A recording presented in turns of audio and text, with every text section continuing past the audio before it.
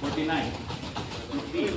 Okay, 1, 2, 3, 4, 5, 6, 7, 8, 9, Pumasok na eh. 10. Yung ano mo, parang ang hipong na laso na hindi mo na alam kung sa direksyon mo eh. O dito, wala ka kasing balakang eh. Go, go. Yan, uunat yung paa, gagalaw yung balakang. Okay. Tapos last lock. Okay, go. Yan, go.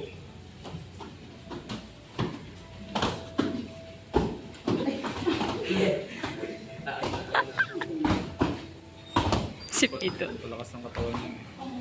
Ang lakas ng mga baka ba? Kasi may yung ano ko Kyrie ah. Matapakan yung paa mo. Ewan ko sa'yo. Be, huwag kang kumain niya. Ba't pa ganyan ka? Magayon talaga. Ano talaga? Hindi ka mga baka. Tawag ang hihila. Mag-iikot ang lakas. Iwasan nyo magtulak, masama yun.